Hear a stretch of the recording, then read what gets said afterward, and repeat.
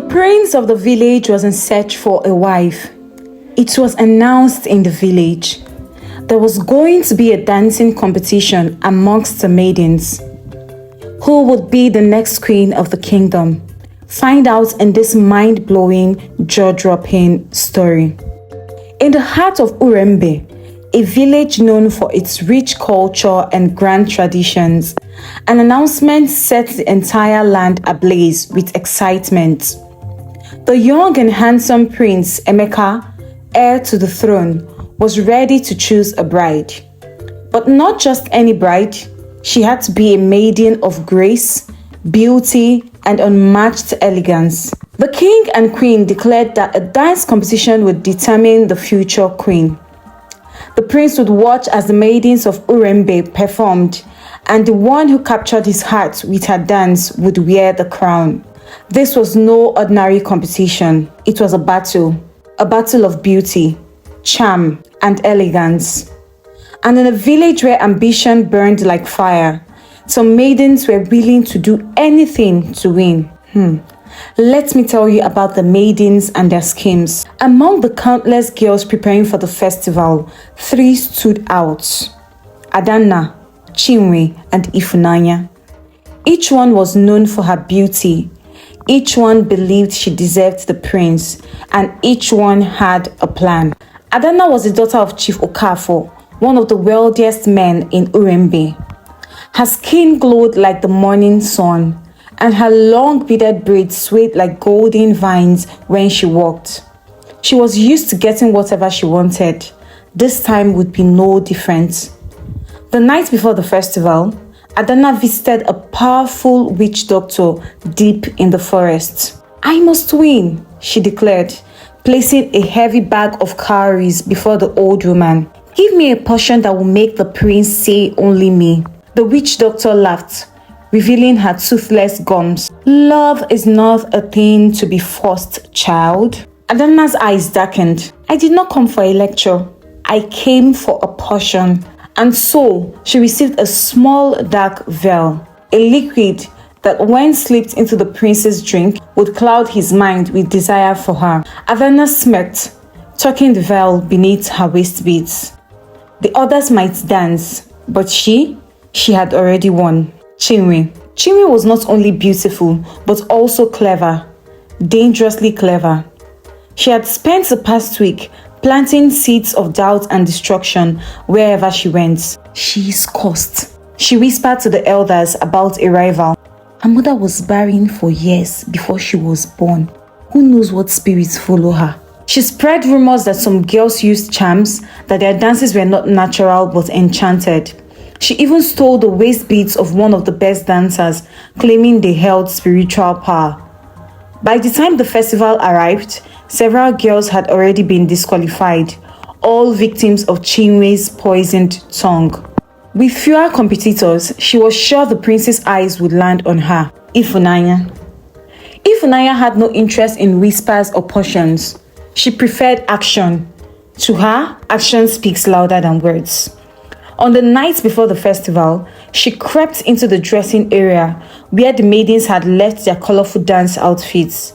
With careful hands, she cut tiny slits into the finest dresses. Not big enough to be noticed immediately, but just enough that when the dancers moved with force, their garments would tear apart in front of the entire village. She also scattered thorns and tiny sharp stones across the dance ground, hoping that some of her rivals would step on them and stumble. Ifunanya smiled in the darkness. No one would know it was her. The D-Day. The festival ground was packed. The villagers gathered under the giant palm tree. The prince, dressed in royal blue robes, sat at the front beside the king and the queen. His expression was unreadable. One by one, the maidens stepped forward, each performing their most dazzling moves.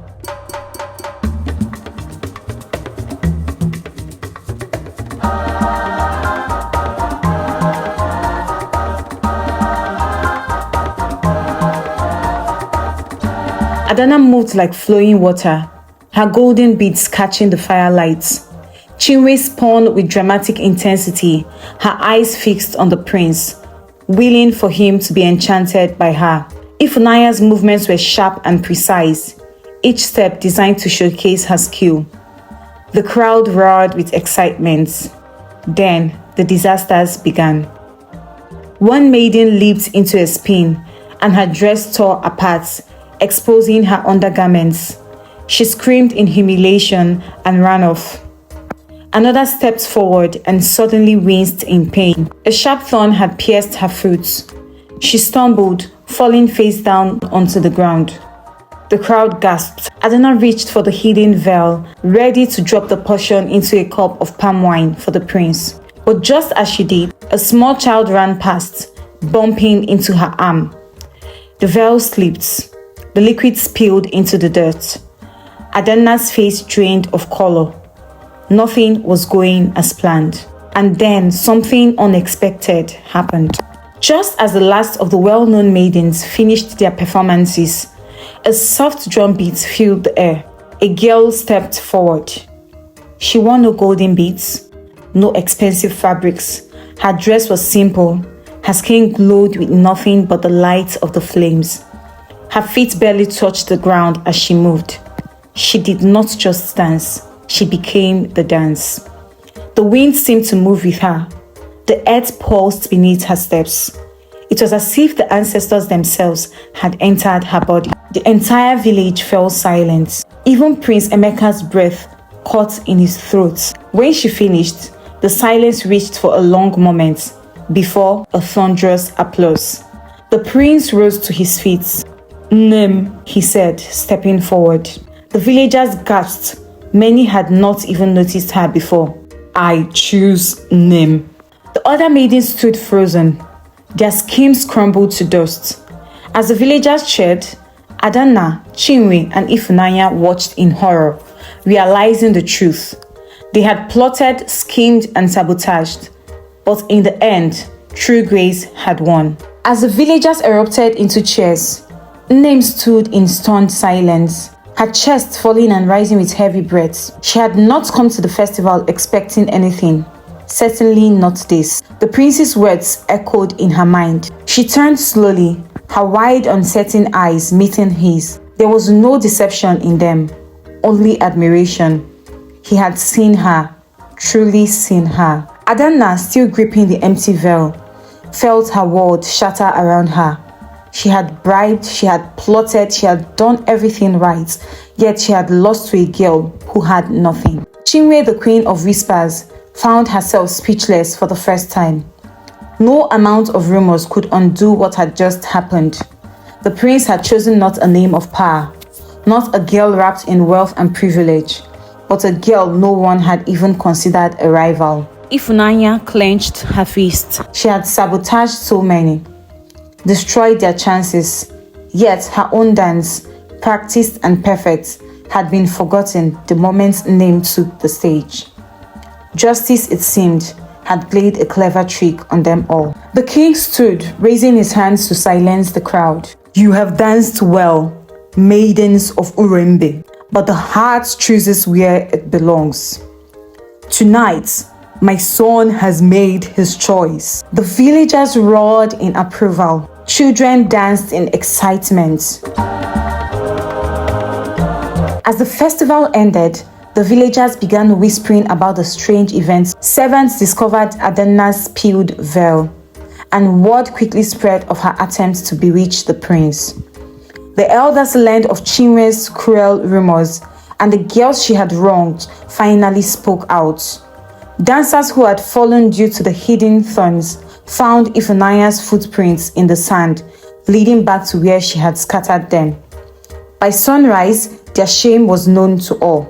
For their deceits, they were banned from future royal events, a punishment worse than any physical consequence. For what was ambition when one had no honor? And so the kingdom of Urembe learned a lesson that night, that no amount of scheming could outshine the purity of a true heart.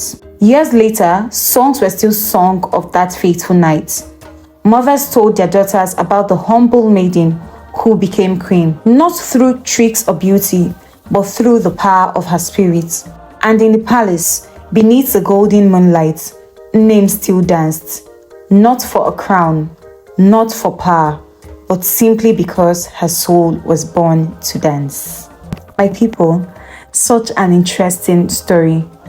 If you enjoyed this story and you want to see more stories like this, do give this video a huge thumbs up, subscribe to this channel, leave a kind comment, share this video, and hopefully I am going to be seeing you guys in another mind-blowing, jaw-dropping story. For now, bye bye.